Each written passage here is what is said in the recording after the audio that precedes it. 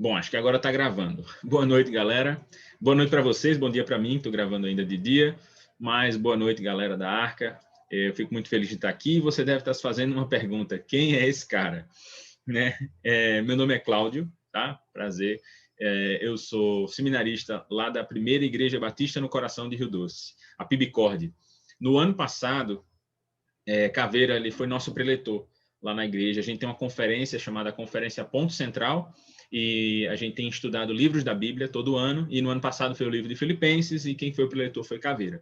A gente já conhecia o trabalho aqui de vocês, da Arca, já conhecia Caveira também já há um tempo. Talvez vocês, muitos de vocês, ou alguns de vocês, conheçam irmãos lá da nossa igreja, porque sempre também estavam lá na Arca, estavam junto de Caveira, e vocês podem conhecer.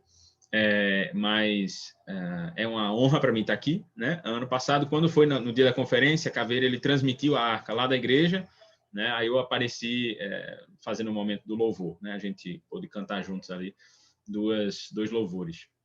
E aí é uma honra estar aqui, tá? E desafiador bastante. Então, vai perdoando aí qualquer nervosismo, porque eu acho que é uma responsabilidade muito grande estar aqui com vocês, tá? Mas, sem mais delongas, vamos seguir.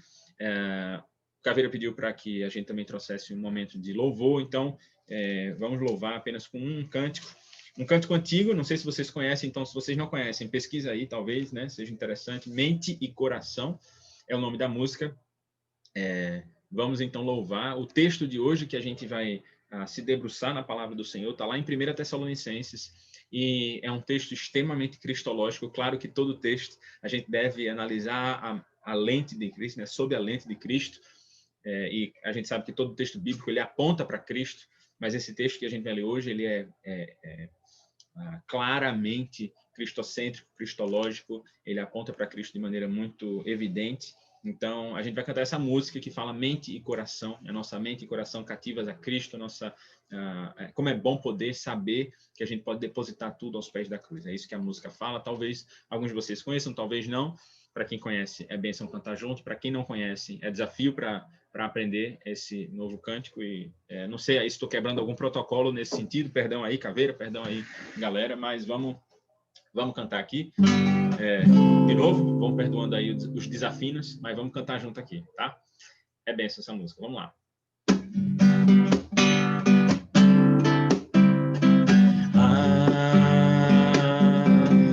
Como é bom poder aos pés da cruz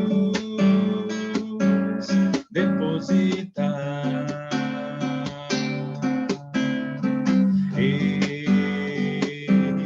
este meu fardo pesado e árduo de carregar, e não ter que andar ansioso de nada, senão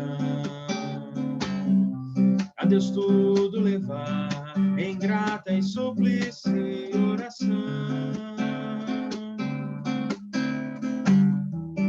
E a paz de Deus, então, mente e coração guardará em Cristo Jesus. Como é bom poder aos pés da cruz depositar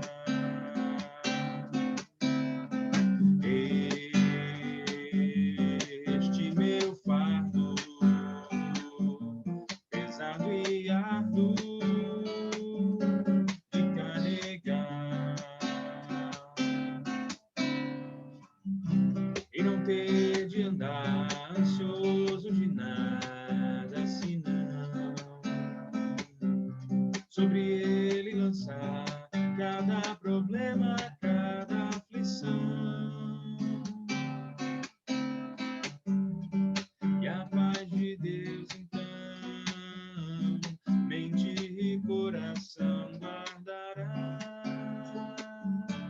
em Cristo Jesus.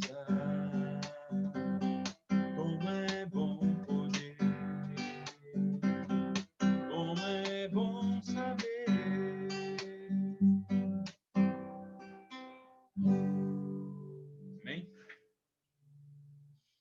bom poder e saber que a gente pode depositar tudo aos pés da cruz. Vamos, então, abrir o texto bíblico, tá? Vamos, então, ouvir a palavra do Senhor. Abre aí em 1 Tessalonicenses, capítulo 5. Nós vamos ver dos versículos 1 ao 11, a primeira parte desse capítulo. 1 Tessalonicenses, ele é um livro de 5 capítulos, então a gente está no último capítulo, tá fechando aí o livro. E esse capítulo ele tem 2 partes, a gente vai ver essa parte do 1 ao 11. Vamos então ler o texto. Só ajeitar um detalhe aqui. Pronto.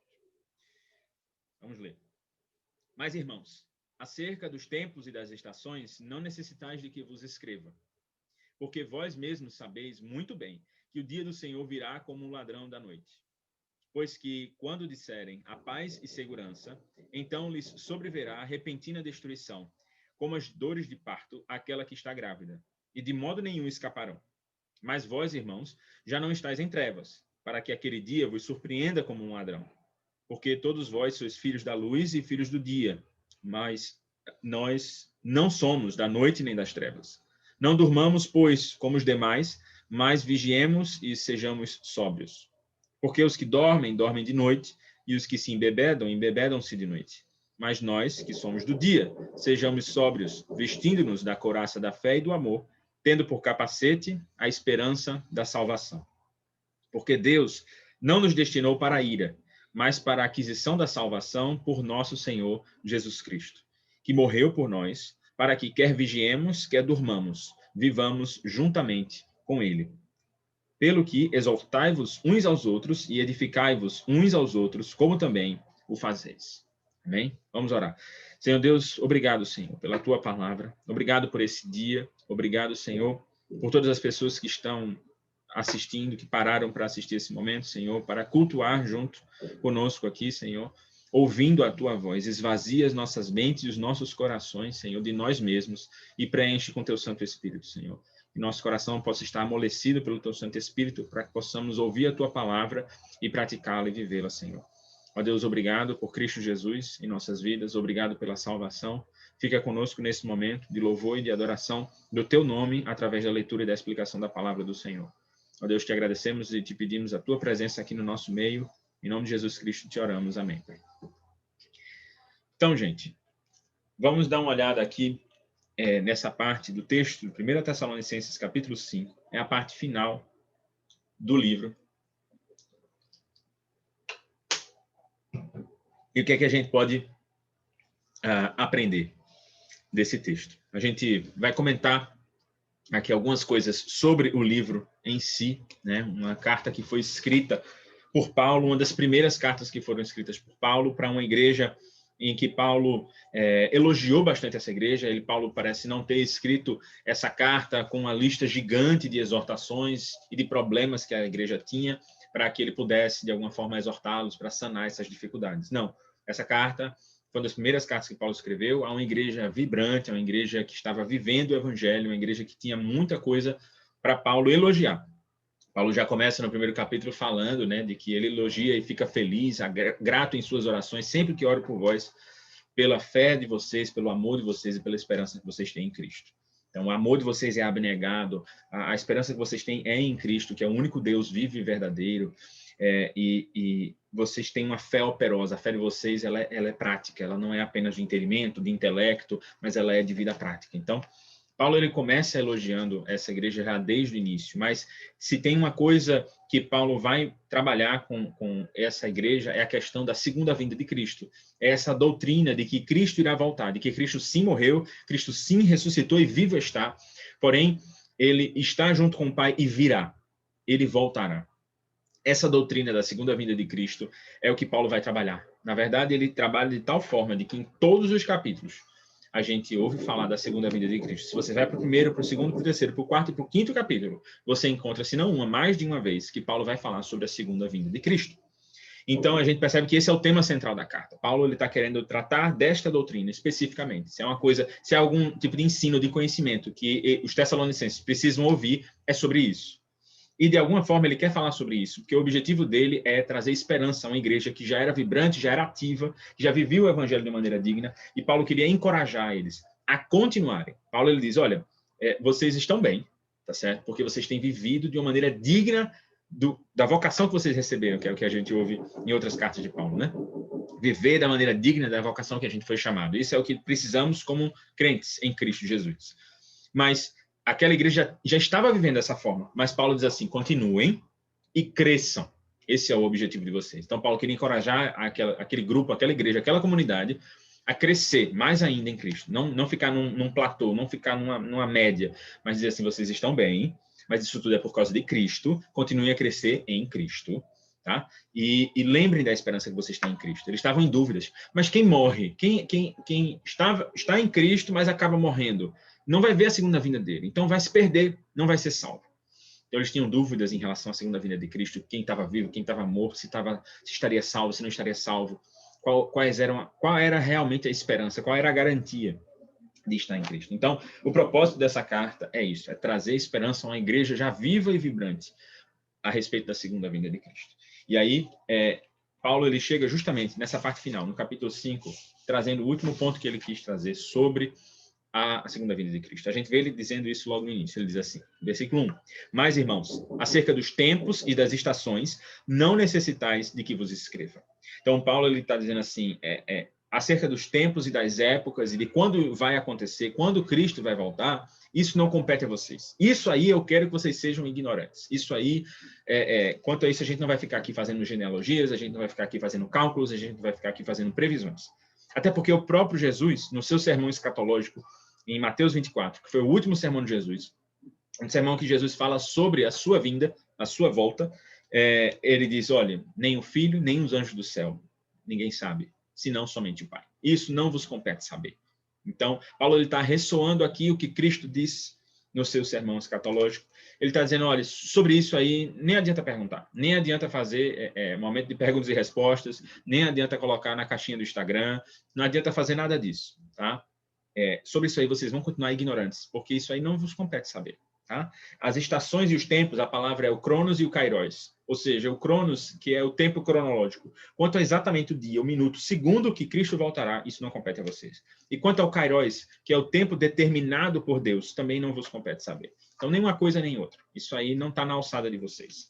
2. Porque vós mesmos sabeis muito bem que o dia do Senhor virá como ladrão de noite. Então, o que ele quer dizer aqui é, vocês sabem, isso vocês não são ignorantes. Sobre uma coisa, vocês têm conhecimento. Sobre uma doutrina, vocês sabem muito bem. Não estamos aqui a falar sobre a doutrina dos tempos e das estações. Não estamos aqui a falar sobre a doutrina do Cronos e do Kairos. Não. Nós estamos aqui a falar sobre a doutrina do dia do Senhor. É sobre isso que Paulo quer falar. Ele disse, isso vocês bem sabeis, que o dia do Senhor virá. Ponto.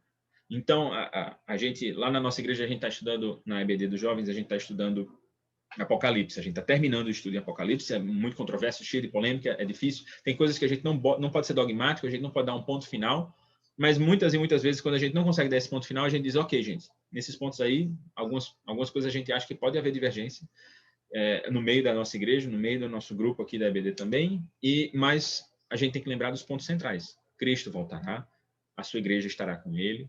O que é certo, é certo. Outros pontos que são de difícil interpretação, a gente não pode ser dogmático.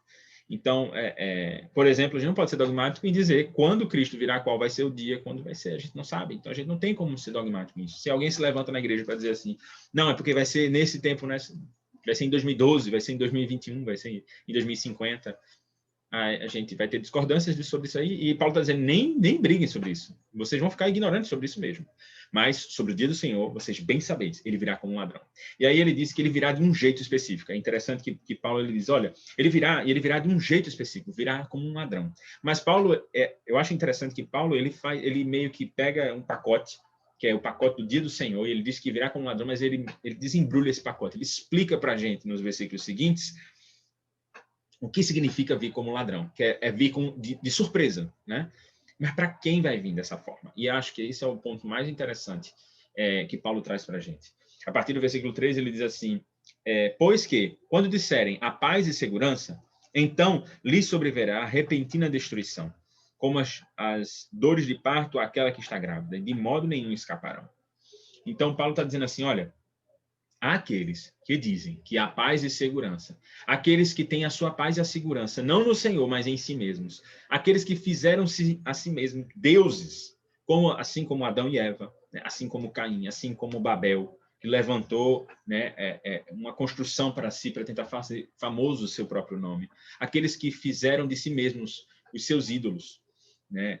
Dizem paz e segurança, eu faço, eu consigo, o meu dinheiro, o meu trabalho, a minha confiança, o meu serviço, o meu pensamento, o meu intelecto, os meus estudos, eu sei, eu faço, não preciso de ninguém, muito menos de Deus. A paz e segurança em mim.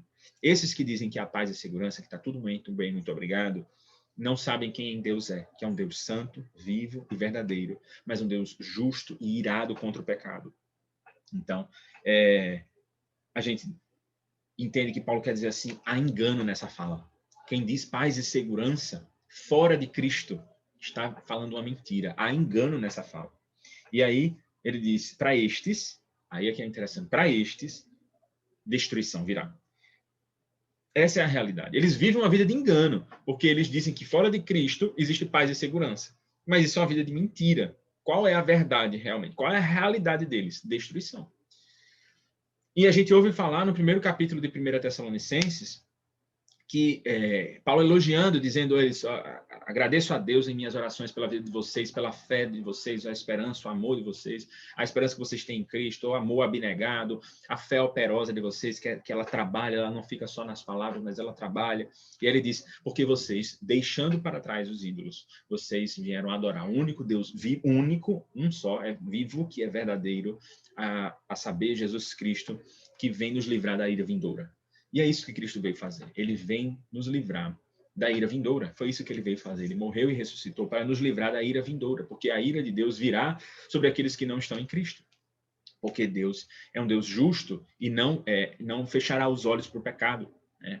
E haverá essa ira. Então, quando ele fala de destruição, é a ira do Senhor contra o pecado do homem. Um homem em rebelião contra Deus. Apenas os que estão salvos em Cristo Jesus. Não virá repentina destruição. Não será surpresa. E é isso que Paulo quer trazer aqui. Não. O dia do Senhor virá como ladrão para aqueles que não estão em Cristo. Então, cuidado com o ensinamento sobre a segunda vinda de Cristo.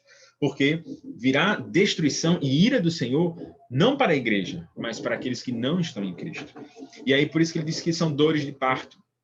Eu não posso dar exemplo de dor de parto, não posso concordar. Exatamente, é isso mesmo. Porque nunca pari, nem vou, né, passar por essa experiência e ainda não, né, com minha esposa, a gente ainda não teve filhos, então não posso falar nem com uma certa proximidade sobre o que significa dores de parto.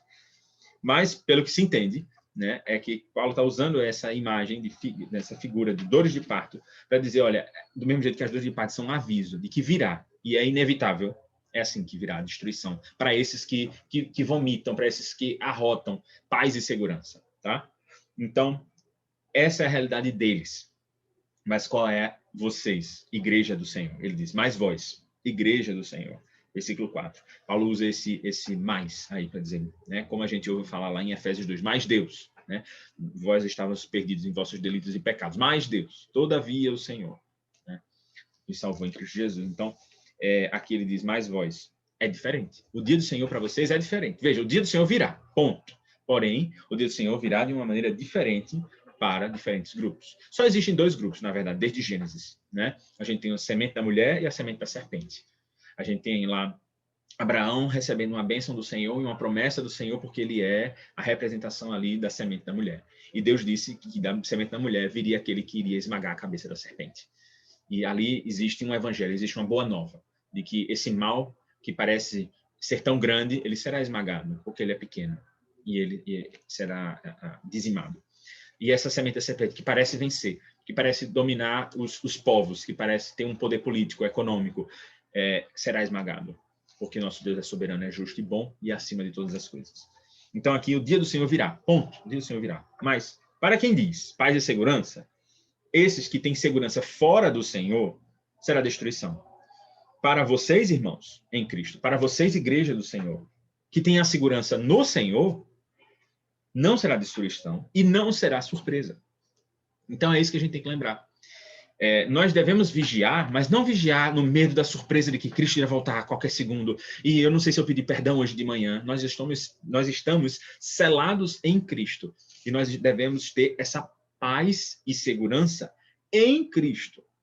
Cuidado para a gente não interpretar essa paz e segurança de maneira errada. Quando Paulo está usando aqui, ele está dizendo que as pessoas estavam dizendo paz e segurança de si mesmos.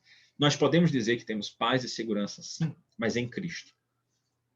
E essa paz e segurança nos leva a uma fé operosa, a uma prática, a uma vida de prática, a uma vida que ela tem que ser concorde, que ela tem que andar concordemente com os ensinamentos de Cristo. Cristo nos salvou e isso nos leva para uma vida de santidade.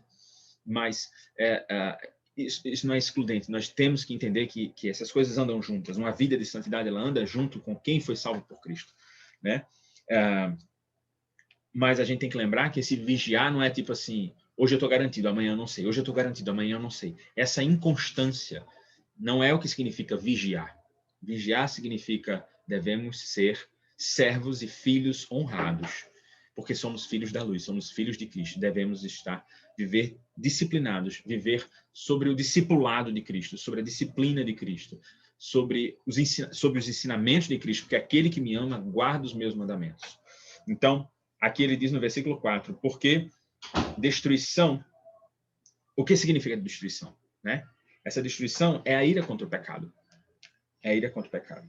E nós sabemos, lá em Isaías 53, versículo 10, que agradou ao Senhor moê-lo. Agradou ao Senhor moer, a sacrificar o seu filho. Isaías 53 fala do servo sofredor. Aquele sobre quais, segundo as suas pisaduras, nós seremos sarados. Aquele que foi em silêncio para o matadouro e que levou sobre si os nossos pecados. Então, Cristo, ele levou a ira de Deus. Na cruz do Calvário, ali, nós sabemos que a ira de Deus caiu sobre ele para que ele pudesse redimir a sua igreja. Então, nós não devemos temer a ira do Senhor, porque sabemos que nós fomos libertos da ira de Deus, que os nossos pecados foram imputados, foram colocados em Cristo. E hoje nós temos paz e segurança em Cristo. Então, é muito interessante perceber como o que Deus busca é ter esse relacionamento, essa aproximação, esse momento de presença com Ele. Era isso que era o Éden antes do pecado. Deus ele ia todo dia para andar e conversar com Adão e com Eva. E Deus ele quer isso, presença, relacionamento, conversa, diálogo. E o pecado ele traz afastamento, ele traz distanciamento. E Cristo ele vem para trazer de novo essa aproximação. Eu estava vendo uma análise geral do Pentateuco, análise de Gênesis, Êxodo, Levítico, Números e Deuteronômio. Eu achei muito interessante, porque a gente vê todos os conflitos lá de Gênesis por causa do pecado. E aí em Êxodo, né, a gente vê Abraão, Isaac, Jacó, José, aí o povo vai para o Egito, e o povo daqui a pouco tem outro faraó, e o povo passa a ser escravizado, e passa 400 anos sendo escravizado no Egito, e Deus levanta um homem, Moisés, para libertar o povo, e ele liberta o povo, e depois da libertação é que Deus entrega uma lei. Deus não entrega uma lei, siga essas coisas aqui que você vai ser feliz, que você agora sim eu vou perdoar vocês. Não, ele primeiro liberta, para depois dizer assim, agora vivam segundo esse estatuto, segundo esses 10 mandamentos que protegem várias coisas, segundo essas leis para que vocês possam se aproximar de mim.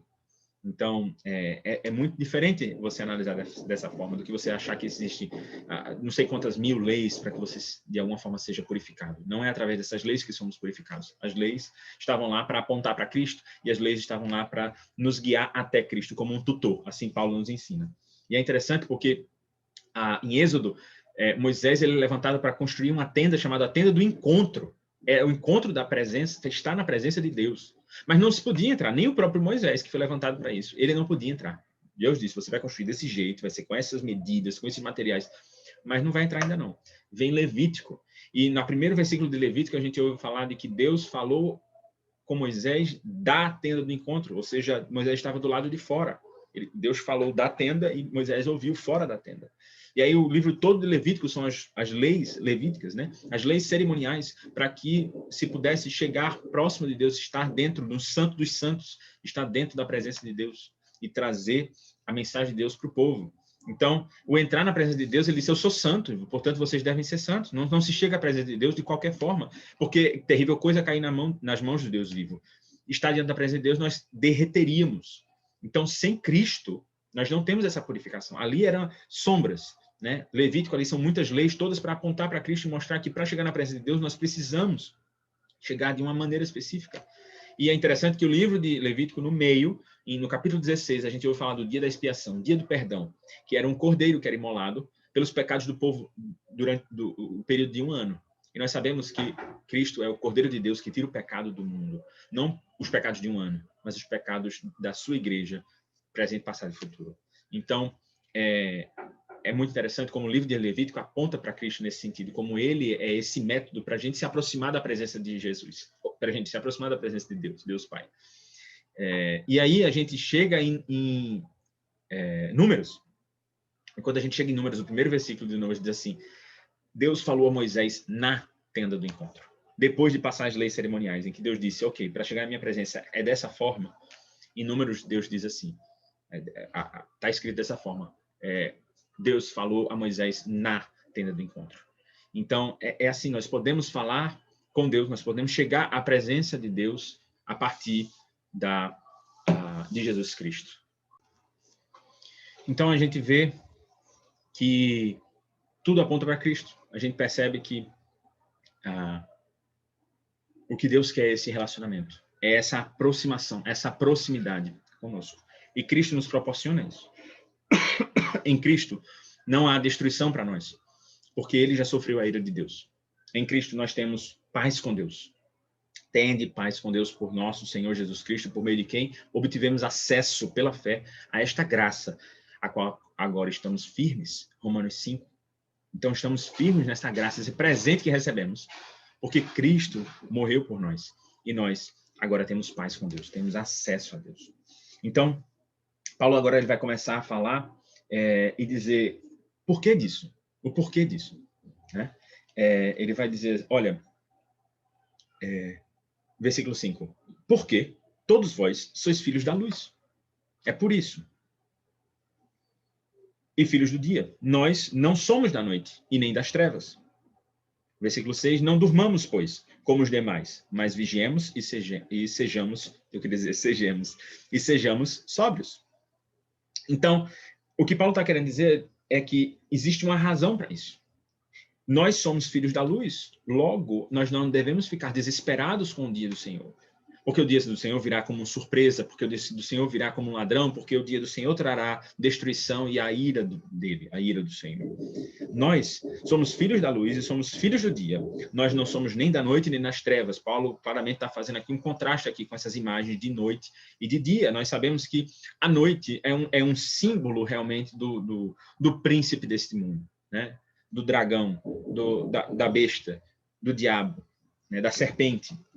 É um símbolo onde não há luz, onde é um local de trevas, onde os maiores pecados, os maiores crimes são cometidos. É quando as pessoas são mais assaltadas, sequestradas, estupradas, violentadas, mortas. É à noite que isso proporciona mais, é a escuridão, é quando é mais propício para essas coisas acontecerem. É próprio da noite isso é próprio das trevas. Luz, não. Parece João. Em 1 João, que vocês já viram com caveira em outros momentos, João, ele ciclicamente repete essa imagem, esse contraste entre noite, dia, trevas e luz. E aqueles que são filhos de Deus, são filhos de Cristo. Eles são filhos da luz. Eles andam e vivem segundo uma nova conduta. Logo, Paulo está tentando explicar aqui que não devemos dormir, não devemos ceder ao que as trevas oferecem. Dormir, procrastinar, não planejar, não ter disciplina, ficar sem fazer nada, é o padrão, é o nosso padrão. A gente não precisa fazer esforço nenhum para não fazer isso. É só não dormir, é só não planejar. E os dias vão passando e pronto, ponto final. Difícil é vigiar, difícil é ficar acordado, difícil é ser disciplinado, difícil é manter uma rotina, difícil é ter um objetivo e cumprir. Isso é difícil. Isso, por quê? Porque tem um caminho. E é isso que a luz faz, né? Ela evidencia o caminho, ela mostra um direcionamento. Então, vigiar, ficar acordado, ter uma disciplina, manter as disciplinas espirituais, pedir ao Senhor, Senhor, tem misericórdia de mim, porque eu sou pecador, me ajuda na minha falta de fé, me ensina a orar, Senhor. Isso é difícil, porque é contra a nossa natureza de simplesmente deixar as coisas acontecerem. Então, não durmamos, não sigamos esse instinto carnal de deixar as coisas como elas estão, de não dar propósito, de não dar significado, de não dar direcionamento. A luz, ela dá direcionamento, ela dá sentido, ela dá significado. Nós somos filhos da luz, nós somos filhos do dia, nós somos filhos do motivo, do sentido, da disciplina, do cumprimento das coisas, e não das coisas que ficam perdidas, sem objetivo, sem significado, sem sentido. Então, nós devemos vigiar e ser sóbrios. Paulo, agora está fazendo comparações e contrastes o tempo todo. No versículo 6, então, ele diz, olha, dormir está de um lado, e do outro lado é vigiar e ser sóbrio, sobriedade. Que eu entendo que a gente pode traduzir isso através do fruto do Espírito. Né? Amor, alegria, paz, longanimidade, benignidade, bondade, fidelidade, mansidão, domínio próprio, tudo isso são frutos do Espírito, que é o Espírito trabalhando na nossa vida. Nós, Igreja do Senhor, que fomos salvos por Cristo, que estamos sendo aperfeiçoados pelo Espírito Santo, até que ele venha, num processo diário, que não adianta dizer assim, tá bom, fui santificado, agora acabou-se. Não, é todo dia o processo de santificação, de apertar o parafuso, de Cristo nos moldar a ele. Nós devemos crescer à estatura do varão perfeito que é Cristo. Esse é um processo diário até que ele venha e que ele transforme esse corpo num corpo glorificado. Até então, esse corpo ainda sofre os malefícios do pecado, as tentações do pecado. E a tentação da preguiça, a tentação do fazer nada, é muito fácil ceder a ela. Mas o vigiar, o ser sóbrio, o recorrer ao Espírito Santo, pedindo ajuda ao Espírito Santo diariamente para que nós que tenhamos mais o amor de Deus, a paz de Deus, a alegria de Deus, o domínio próprio de Deus, a mansidão de Deus, a fidelidade de Deus, isso dá trabalho. Isso vem de Cristo. Esse processo, ele é constante e eterno. Para você que foi salvo em Cristo Jesus, esse processo não acaba. O processo de santificação é um processo perpétuo até que Jesus volte. Então, Paulo quer dizer, devemos vigiar. Essa é a nossa conduta, esse é o nosso agir. Paulo o tempo todo ele fala isso, né? Ele dá um ensinamento, ele dá uma doutrina, ele diz, agora vocês devem viver segundo essa doutrina. Jesus Cristo virá. Quando ele virá, será surpresa para aqueles que não estão em Cristo, mas para vocês que são igreja, vocês não devem ficar surpresos com a vinda de Cristo. Vocês devem ter esperança nessa vida. E até que ele venha, essa esperança deve ser cultivada com uma conduta, que é uma conduta de ser filho da luz. Ou seja, de viver de maneira sóbria. Uma vida no Espírito é uma vida de sobriedade. Não embriaguem-se no vinho, mas sejam sóbrios, né? Sejam cheios do Espírito Santo. Nós devemos ser cheios do fruto do Espírito Santo, que é um trabalho diário em nossas vidas. É muito fácil ser levado para a não devocional. É muito fácil ser levado para a não oração. É muito fácil ser levado para o não ler a palavra. É muito fácil, é só você não fazer. Pronto. É simples. Cair e se desviar é muito fácil, é só você não fazer nada. Acho que é C.S. Lewis que ele diz assim, se você quiser ter um relacionamento com o diabo, você não precisa fazer muito esforço. Ele vai estar logo ali à porta, querendo, encontrando uma brecha, é só você não fazer esforço. Isso já vai ser motivo, né? Agora ele diz, mas se a experiência vai ser boa ou eu já não posso garantir. Ele termina o texto falando sobre isso. Então, essa é a nossa conduta. Sobriedade, vigiar, estar atento, entendendo que tudo é espiritual. É um momento que você encontra com uma pessoa, uma conversa, aquilo é espiritual. Que o seu trabalho que você está servindo ali, você também não precisa dar um Deus abençoe ou um Jesus te ama, que você está sendo cristão no seu trabalho. Você está sendo cristão no seu trabalho se você está cumprindo as metas, se você está chegando cedo, se você não está enganando, se você não está roubando, se você está, enfim, sendo um bom profissional, não deixando que ninguém fale mal de você, seja crente ou não crente. Isso, sim, é vigiar, é estar atento e perceber que você leva o nome de Cristo para todo lugar que você vai. Seja num encontro de família, seja num encontro de amigos, seja numa ligação, seja num trabalho, seja num serviço que você presta, seja num produto que você vende, seja em qualquer coisa, em qualquer tipo de interação que você tenha com outras pessoas. Leve o nome de Cristo. Vigie, porque é muito fácil ser você.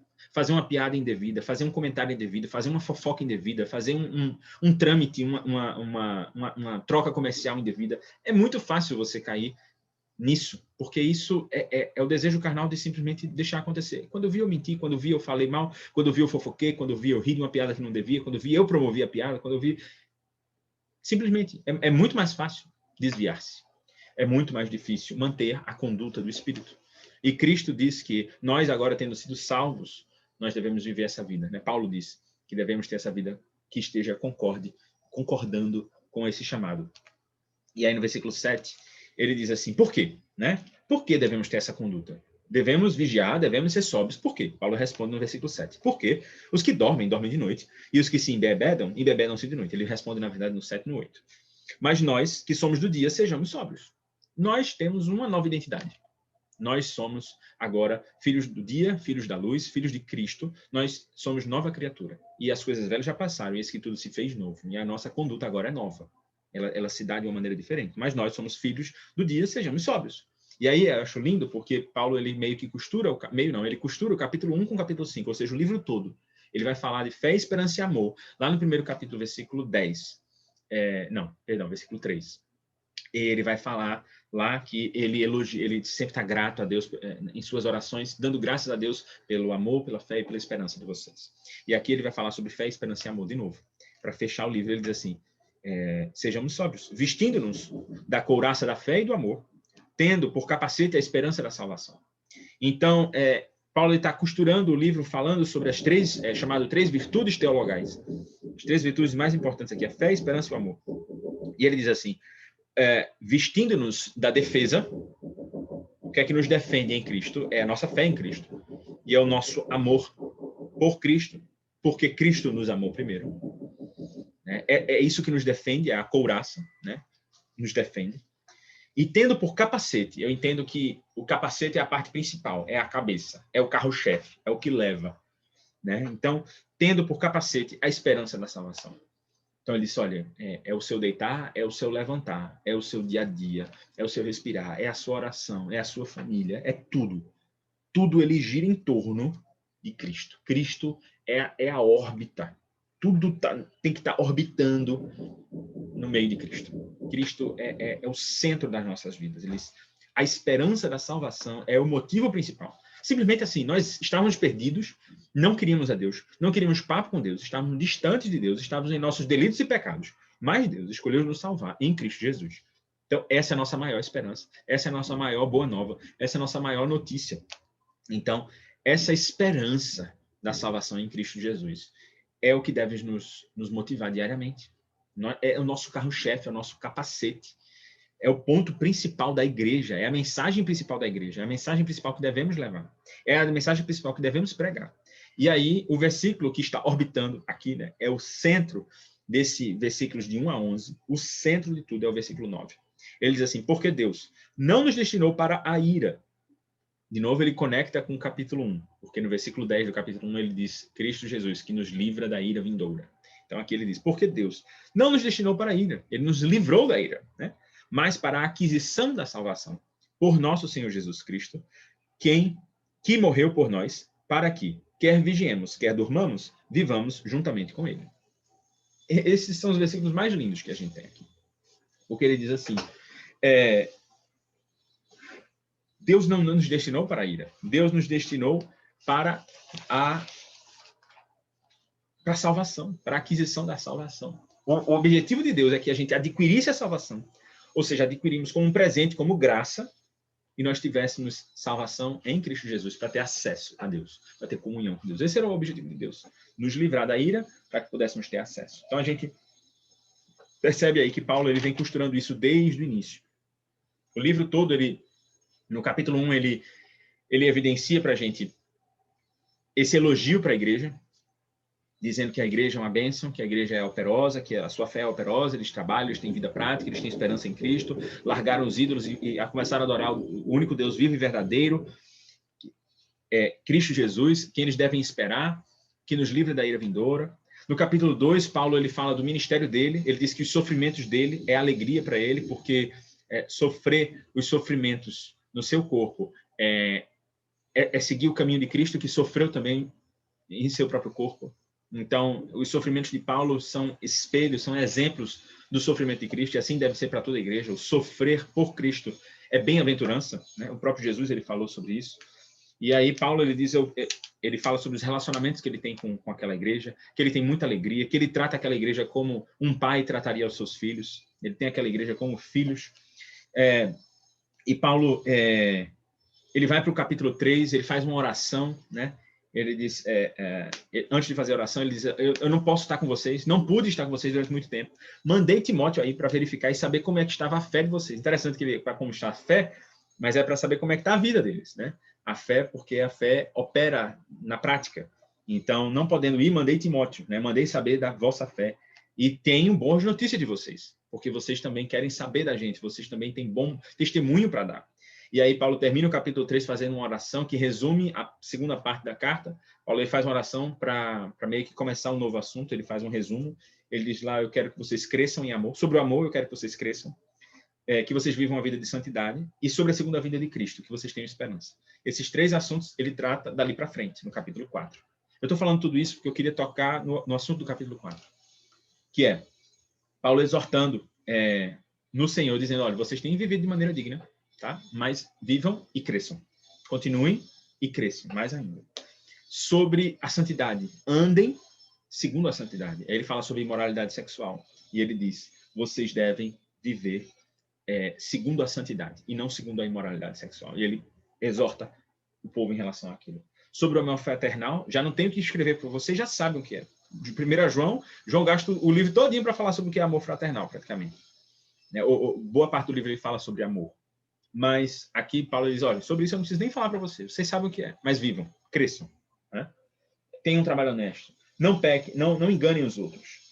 E aí ele fala sobre a vinda de Cristo. Ele diz, sobre a segunda vinda de Cristo, eu não quero que vocês sejam ignorantes. A preocupação de Paulo com o ensino, a preocupação de Paulo com a doutrina, ele diz, eu não quero que vocês sejam ignorantes. Quanto aos que dormem no Senhor, esses estão garantidos, esses estão selados, não tenham medo. Tinha gente que em Tessalonicenses estava com medo porque esse aqui é crente em Cristo como a gente, está na nossa igreja, mas morreu. E agora? Esses que morrem não estão garantidos, não vão estar aqui na hora que Jesus voltar. Ele disse, não. Quem está com Cristo, quer viva, quer morra, está com Cristo.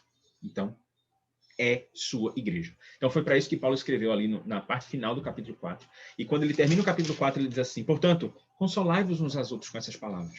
Não deixe que pessoas fiquem nervosas, agitadas, sem esperança. Exortem. Exortar é chamar para perto. Chamem para perto e contem essa doutrina, esse ensinamento, esse conhecimento, dizendo, olha, tranquilo, quer vivamos, quer morramos, estamos com o Senhor. Se estamos com Cristo, estamos selados, estamos garantidos, estamos sem esta preocupação. Temos outras preocupações, que é vigiar, que é ser sóbrio, que é ter uma vida de santidade. Mas a preocupação da vida eterna juntamente com Deus, nós temos selados em nós. Então, o que Paulo faz aqui no final do capítulo 4, ele fala sobre os mortos, e no começo do capítulo 5 ele fala sobre os vivos, aqueles que vivem segundo as trevas e que vivem segundo a luz. Né? Como será essa vinda de Cristo, né? Quando vier o dia do Senhor. Então, eu fiz esse retorno aí para poder mostrar como Paulo ele construiu esse argumento para chegar nesse ponto do versículo 9 e dizer, Deus não nos destinou para a ira. Qual é o destino que Deus nos deu? Deus fez com que a sua igreja não fosse destinada para a ira, mas ela fosse destinada para a salvação. Deus nos destinou para a salvação. Quem nos dá a salvação? Pelo nosso Senhor Jesus Cristo. Ele é o método, ele é o meio, ele é o caminho, a verdade e a vida, ele é o meio pelo qual nós temos acesso a Deus. Através de Jesus Cristo. Tá bom, mas o que foi que Jesus Cristo fez? Ele morreu por nós. Ele morreu por quem? Ele morreu pela sua igreja. Para quê? Qual é o objetivo? O objetivo é que quer vigiemos, ou seja, quer estejamos vivos, ou durmamos, ou seja, estejamos mortos, vivamos juntamente com Ele. Então, Deus não nos destinou para a ira, Ele nos livrou da ira em Cristo Jesus. Ele nos destinou para a salvação. Essa salvação ela é efetuada através de Cristo. Por quê? Porque Ele morreu por quem? Pela sua igreja, com o objetivo de que quer durmamos, quer vivamos juntamente com Ele.